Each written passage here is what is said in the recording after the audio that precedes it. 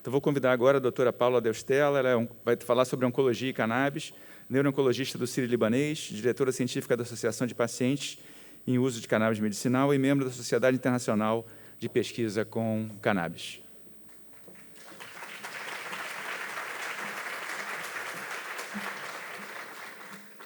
Oi, boa tarde a todos. É um prazer estar aqui. Queria parabenizar a organização do evento. Tá muito legal, muita ciência. Parabenizar o Fabrício e os outros palestrantes pelas palestras anteriores. E só corrigir, eu não sou neuro-oncologista. A minha história com a cannabis vem de uma experiência pessoal que eu tive. Enfim, não vou entrar em detalhes, mas fiz radiologia, especializada em ultrassonografia geral, e há uns 4, 5 anos atrás eu foquei os meus estudos em pacientes em uso de cannabis medicinal. Com isso, a medicina funcional apareceu na minha vida, e hoje eu tenho um consultório de medicina funcional e cuido de uma grande maioria de pacientes que fazem uso de cannabis medicinal. Também fiz pós-graduação em neuro-oncologia no Hospital Sírio-Libanês. Fui coordenadora do primeiro simpósio internacional de cannabis na neuro-oncologia no SNOLA 2016. Sou diretora científica da Associação AMAME. Sou membro da Sociedade Internacional de Pesquisa com Canabinoides e membro da Associação Internacional de Cannabis como Medicina. E hoje eu vou falar um pouquinho para vocês sobre o uso terapêutico da cannabis medicinal no câncer. Bom, o que a gente tem de evidência científica hoje na prática clínica é que a cannabis medicinal ela tem um efeito muito especial para essa população oncológica. Ela é um forte estimulante do apetite, ela tem uma ação na ansiedade, então ela é um potente ansiolítico, antidepressivo e um ótimo sedativo. Ela tem efeitos antitumorais, ela possui uma ação antináusea e antivômitos induzidos pela quimioterapia. Ela tem uma ação protetora na neuropatia periférica e é um analgésico, inclusive reduzindo doses de opioides. Bom, vários estudos, então, eu não vou repetir o que o Fabrício já falou. A cannabis é uma planta com mais de 500 compostos químicos e eu vou chamar a atenção especial para os 2 compostos mais estudados, que é o THC, o tetraidrocannabinol, e o canabidiol. A gente também já mencionou os receptores endocannabinoides, localizados principalmente no sistema nervoso central e periférico. A gente chama eles de receptor canabinoide 1, e órgãos periféricos também, e o receptor canabinoide 2, localizado preferencialmente no sistema imune. Não vou repetir a aula do Fabrício, nós temos drogas, então, aprovadas pelo FDA, temos o Sativex e o Epidiolex. O Fabrício acho que não chegou a falar do Epidiolex, também é um medicamento purificado, 98% canabidiol, enfim. E também, nos Estados Unidos e em alguns países, a gente sabe que o canabidiol ele é vendido também como suplemento alimentar. A gente pode encontrar eles, inclusive, em águas, chocolates, cremes, supositórios, etc. Essa é a foto, eu só queria ilustrar para vocês, essa foto radiográfica de um cérebro de um rato, bem semelhante ao cérebro humano, onde a gente pode ver, com esses pontinhos pretos, os receptores CB1 no cérebro, uma quantidade bastante grande, quase no cérebro todo. E eu queria chamar a atenção para um lugar especial, que quase não tem receptor, que é o tronco cerebral, que é a área responsável pela frequência cardíaca e respiração. Então, isso faz com que a cannabis seja uma droga bastante segura na prática, porque é quase impossível, ou impossível, a gente ocasionar uma morte por overdose, porque a gente não tem receptor nas áreas que controla a frequência cardíaca e a respiração. Mas queria chamar também a atenção para áreas como o movimento, o apetite, a náusea, o vômito, e a cognição, que eu vou falar mais para frente, e do efeito positivo que a cannabis, então, exerce nesses locais no cérebro. Bom, então, a primeira pergunta, que eu acho que é a mais evidente, é se a gente tem um sistema tão complexo que ele está intrínseco a diversos sistemas e determina várias funções importantes. Será que é seguro, né, a gente mexer com esse sistema? Vários grupos já provaram que sim, que em células normais, a cannabis ela exerce uma função fisiológica que determina o crescimento e a sobrevivência celular. Mas em células cancerígenas, e aqui eu peguei os estudos de glioma, que são tumores cerebrais malignos, né, que a gente ainda não tem tratamento curativo para esse tipo de tumor, em que, nesses tipos de tumores, por exemplo, e em outros também, o que a gente percebe é que, quando o receptor se acopla no fitoterápico e no endocannabinoide também, acontece um mecanismo intracelular de silenciamento, eu não vou entrar em detalhes no mecanismo, mas é um silenciamento de uma cadeia chamada AKT-mTORC, e a consequência disso é a morte celular. Eu vou falar um pouquinho dos estudos, o que a gente tem. Está um pouquinho técnica a minha aula, eles pediram para ser bastante científica, então eu trouxe o que a gente tem de trabalho mesmo, de ciência. E esse foi um estudo, então, que comparou a droga mais utilizada na neuro-oncologia, que é a temozolomida, com o tratamento com canabinoides. A primeira fase do estudo demonstrou que a associação do THC com a temozolomida teve uma ação superior à droga tratada isoladamente ou o THC tratado isoladamente. E aí, a segunda fase do estudo, os pesquisadores resolveram, então, entender se a associação com canabidiol poderia ser benéfica nessa população.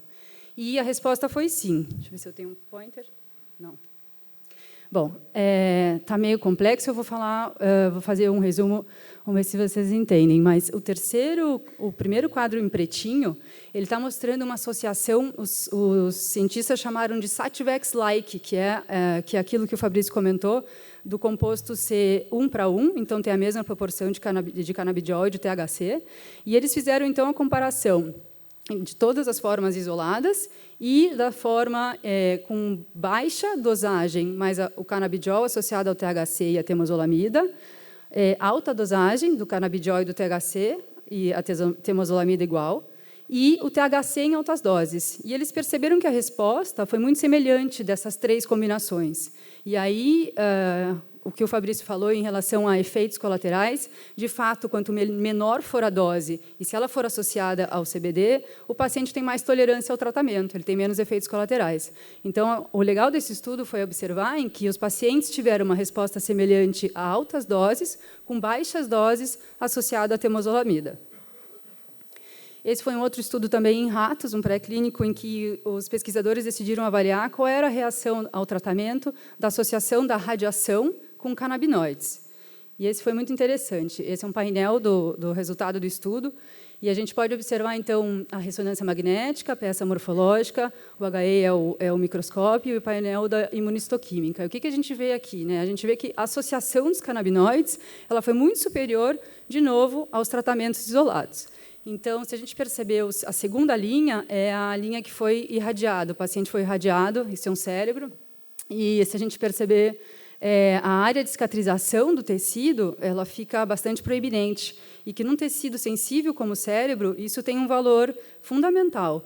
E aí a associação, que é a última linha dos canabinoides com a irradiação, ela teve uma resposta muito superior, inclusive não fazendo tanto, danificando o tecido periférico, e no painel da imunistoquímica a gente percebe que tem uma atuação na angiogênese, que é a formação de novos vasos, na proliferação, que é a invasão daquele tecido por células, e na morte celular. Esse foi um estudo muito interessante, em que os pesquisadores, foi um estudo piloto de 9 pacientes, em que os pesquisadores decidiram observar o que acontecia se a gente colocasse uma cânula dentro do cérebro, dentro do tumor desses pacientes. De novo, são pacientes com tumor que a gente chama na neuro-oncologia de glioblastoma multiforme, é um tumor extremamente agressivo, que a gente não tem uma terapia curativa para esses tumores, então é bastante restrito a sobrevida desses pacientes. E, então, eles usaram pacientes que já estavam com tumores recorrentes, já tinham passado por uma segunda biópsia para confirmação diagnóstica, que era GBM. E, então, eles implantaram nesses pacientes uma cânula com THC. Esses pacientes foram avaliados em questões tóxicas e psicoatividade, e todos foram negativos. Mas o que eles conseguiram identificar, após uma segunda abordagem cirúrgica e biópsias, é que, dentro dos tumores que foi implantado o THC, a gente via as mesmas coisas que a gente via nos modelos animais. Então, teve uma resposta em relação à proliferação celular negativa, né? Teve menos proliferação, teve menos angiogênese, ou seja, menos formação de novos vasos, e morte celular. Esse é um estudo recente da GW, da mesma empresa que produz o Sativex, o Metavir, e eles acabaram também de lançar o resultado da fase 2, de um estudo com gliomas, em que os pacientes usaram a combinação do THC com o CBD, 21 pacientes, e eles observaram que existiu uma resposta na sobrevida. Então, 83% desses pacientes sobreviveram 1 ano, contra os 53% que utilizou o placebo. E a sobrevida média dos pacientes que utilizaram o THC e o CBD foi maior que 550 dias, o que o placebo, então, foi 369 dias. Os efeitos colaterais mais frequentes nessa população foi vômito, tontura, náusea, cefaleia e constipação intestinal. Esse foi um pôster que a gente apresentou no congresso na International Cannabinoid Research Society no ano passado, o grupo de neuro-oncologia do Sírio-Libanês, em qual eu faço parte. Foi um estudo, um caso clínico de 2 pacientes, um relato de caso, em que a gente resolveu introduzir o canabidiol dentro do protocolo STUP. O que é o protocolo STUP? É uma fase em que, quando o paciente recebe o diagnóstico de GBM, ele vai fazer, então, a quimio e a radioterapia concomitante. E isso chama-se protocolo STUP. Esse momento do tratamento. Depois ele vai seguir com quimioterapia. E a gente decidiu ver o que acontecia com esses pacientes com doses médio altas de canabidiol, né? E a gente percebeu que, durante esse processo, foi muito interessante avaliar isso. Os pacientes tiveram um desenrolar clínico muito interessante. Assim, um dos pacientes, ele fazia bicicleta, andava de bicicleta, ele fazia 40 km por dia de bicicleta, que não é comum durante essa fase do tratamento a gente ver. Então, a gente percebeu assim, que, além de não existirem sintomas como fadiga, náusea, os pacientes ainda iam além, faziam exercício, estavam bem, enfim, muito diferente do que a gente vê normalmente. E a segunda novidade para nós foi avaliar que esses pacientes, no final da rádio da quimioterapia, na ressonância de controle, eles tiveram exacerbação da imagem importante, até deixou a gente em dúvida, será que era progressão de doença ou não. E a gente percebeu que não era uma resposta intensa ao tratamento. Então, tudo indica que, de fato, o canabidiol pode ter uma interferência nessa resposta, a gente já viu por modelos animais que isso de fato pode acontecer. Então, eles tiveram uma piora na imagem, que significa para nós uma pseudoprogressão. O que é isso? É uma resposta intensa ao tratamento, é benéfico, significa que está dando certo, e a gente não sabe em relação à sobrevida ainda. Mas, enfim, a gente ficou bem animado e tomara que seja publicado numa revista. Estou esperando a resposta. Quem tiver curiosidade, esse site aqui, para quem não conhece, é onde a gente sabe o que acontece sobre os estudos clínicos que estão acontecendo, ou já aconteceram. E está acontecendo agora o recrutamento de um estudo semelhante ao que a gente fez do Sírio, só que para avaliar a resposta dos pacientes em relação a esse momento do tratamento da forma vaporizada da cannabis, não ingerindo na forma de óleo, como foi feito lá no Sírio. Só quem tiver curiosidade, que eu escuto muito na prática, não tem estudos, né? O médico, normalmente, que não conhece, fala que não tem estudos sobre a cannabis e que tem medo, às vezes, de prescrever. Isso é uma coisa que a gente precisa prestar atenção e, de repente, estudar mesmo, sentar um pouco e ver o que está acontecendo hoje no planeta em relação à cannabis. E eu fiz esse exercício, e se a gente colocar lá no clinicaltrials.gov e colocar canabidiol e câncer, tem 18 estudos que estão acontecendo ou já aconteceram. Se a gente for por tetraidrocannabinol e câncer, 23 estudos. E se a gente colocar cannabis e câncer, 45 estudos. É bem interessante, quem tiver curiosidade, fazer isso. Bom, a pergunta que não quer calar, né? Como é que acontece nos humanos, né? Porque é isso, chega o paciente no consultório, ele quer saber se a cannabis vai curar o câncer dele. Como é que é?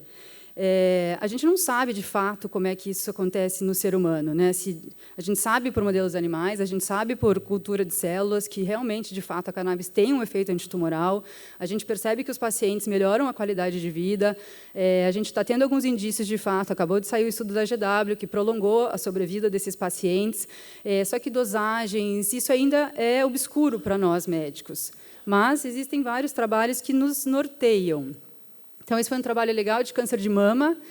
Eu falo muito de cérebro, mas eu quis trazer um pouquinho sobre outras áreas. Então, esse foi um estudo em que eles compararam o que acontecia com tumores que não eram tratados e tratados apenas com canabidiol, para também entender o mecanismo, como isso funciona. E, de fato, foi provado por esse estudo o mecanismo anti-angiogênico, né? Teve um Os ratinhos que foram tratados com canabidiol tiveram uma redução de tamanho e volume dos tumores. E isso representa também, entre a apoptose celular, a angiogênese, que como é que o tumor se alimenta, a formação de novos vasos. Esse também é uma referência legal, que ele fala sobre outros tumores, então, além do de mama e dos gliomas, leucemia, câncer de pulmão, tireoide e cólon, e ele compara os achados in vitro com in vivo. Então, como é que funciona e o mecanismo de ação? É muito legal. Então, a redução da proliferação, da viabilidade, da migração, e como é que a gente encontra isso no rato, né? Então, redução do número de metástases, redução do tumor, é bem bacana. Quem tiver interesse também vale a pena. Para quem não sabe como é que funciona uma metástase, assim, rapidamente, acho que às vezes tem muita dúvida sobre isso, e como é que a cannabis interfere em todos esses mecanismos. Quando a gente tem uma mutação e o DNA não é reparado, tem dois caminhos: ou a própria célula se mata, ou ela vai começar a se multiplicar. Então, a primeira fase da multiplicação e proliferação a gente chama de tumor benigno, e quando ele sofre um processo de anaplasia, de falta de diferenciação celular, ele começa, então, a se multiplicar e recrutar vasos, e, enfim, todo o processo agora oncológico, de fato, começa. Essa célula ela consegue migrar para dentro de um vaso, de um calibre, de um vaso, e, enfim, migrar, aderir, extravasar, e a metástase é quando isso acontece, e esse grupo de células agora ela vai se localizar à distância do tumor primário. E os estudos, então, o que a gente tem de resumo assim, em relação à questão antitumoral da cannabis, né? A gente já sabe, então, que tanto o THC como o canabidiol, eles possuem ação antiproliferativa ou apoptótica, antimigratória e antimetastática, antiinvasiva e antiadesiva. Então, se a gente voltar nesse slide, praticamente em todas as fases da migração e da própria proliferação celular, a cannabis está envolvida. Falar um pouquinho, então, de náuseas e vômitos induzidos pela quimioterapia. A gente sabe também, por estudos, em que a náusea é o sintoma que mais impacta no tratamento de um paciente quando faz uso de quimioterapia. O vômito, ele vomita, então, normalmente, aquilo se resolve, mas a náusea é aquele sintoma em que ele arrasta, que ele não consegue trabalhar, que ele fica em casa, que ele pede ajuda, ele não consegue comer, ele não quer beber água. Então, é o sintoma que mais impacta. E tem dois tipos de náusea importantes, em que, às vezes, é subjulgado pelo médico, pelo fato dele não estar com o paciente próximo, que é a antecipatória e a náusea tardia. Antecipatória, quando o paciente sabe que ele vai fazer químio, ele começa a passar mal antes de chegar no hospital, ou quando ele vê enfermeira ou alguém de branco. E a tardia é aquela que acontece depois de 24 horas, mas ela pode durar até 7 dias. Então, também o paciente está em casa e o médico não sabe o que está acontecendo com ele. Então, também, alguns estudos foram feitos com drogas em que o paciente também prefere, vou citar o Fabrício novamente, esses estudos com o Nabilone e o Dronabinol. A conclusão também desses estudos foi que os pacientes preferem a planta do que usar medicamentos. Tá?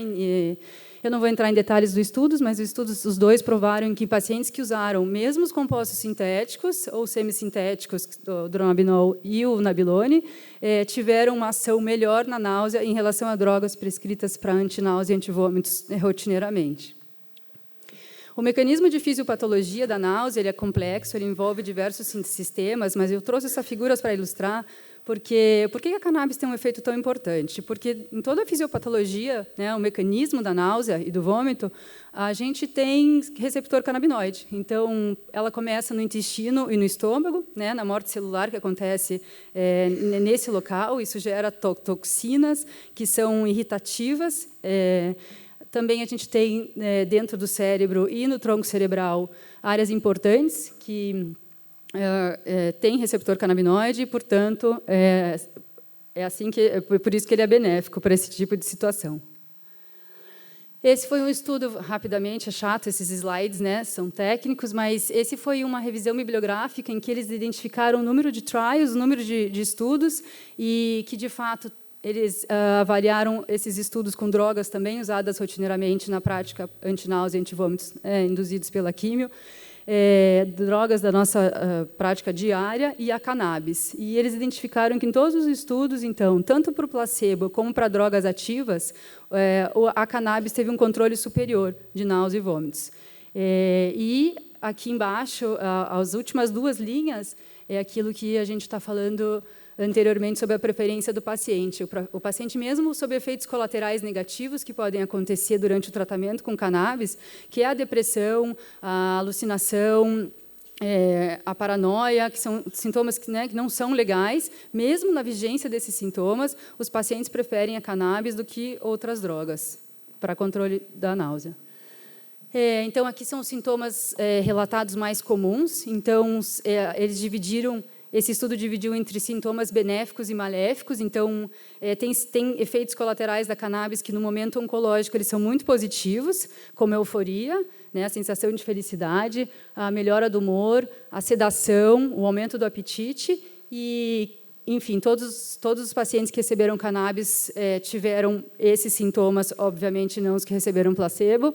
E também os negativos. Então, a depressão, a alucinação e paranoia, que esses segundos estudos provaram que, na verdade, está muito relacionado à dosagem do THC. Então, quanto maior for a dosagem, mais sintomas negativos esses pacientes podem apresentar.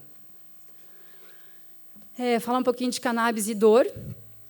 Esse trabalho, também, agora de 2018, fez uma revisão da literatura de tudo que saiu até 2017 em relação à dor. Foi uma revisão sistemática de estudos randomizados, duplo cego e controlados por placebo.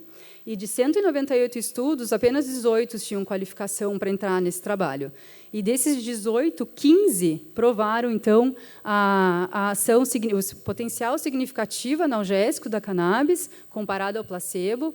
Após 2 semanas de tratamento com os canabinoides, houve uma redução de mais de 30% na escala da dor, o que é significativo estatisticamente, que corresponde a aproximadamente 43% contra 21% do placebo. Esse foi um estudo falando sobre a vaporização de cannabis na neuropatia periférica, em que o legal desse estudo também foi o seguinte: eles perceberam que a dosagem média de THC com a baixa teve a mesma resposta. Então, de novo, quanto mais baixa a dosagem a gente conseguir no paciente, melhor, menos efeitos colaterais negativos. E o que impactou, de fato, na redução da dor foi o efeito acumulativo dos canabinoides e o tempo de tratamento.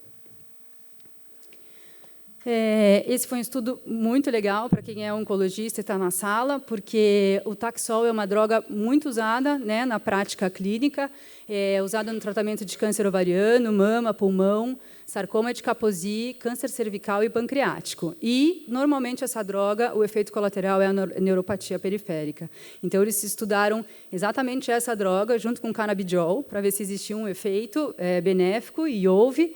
Os canabinoides eles supriram a dor neuropática induzida por toxina, por lesão nervosa, né? Os insultos tóxicos, que é isso, e alterações metabólicas. Esse foi o estudo da GW, falando a mesma coisa. Então, eles também, foi uma fase 3, onde eles compararam a combinação de THC com canabidiol, do THC isolado e o placebo, e eles tiveram resultados semelhantes aos encontrados anteriormente. E eu queria só fazer uma observação. Esse foi um estudo interessante em que eles analisaram os estados americanos que liberaram a cannabis medicinal entre 1999 e o ano 2010. E o que aconteceu em relação à morte de opioides nesses estados em que a cannabis foi liberada? E o que aconteceu foi que houve uma redução de aproximadamente 25% na morte de overdose por opioides nesses estados.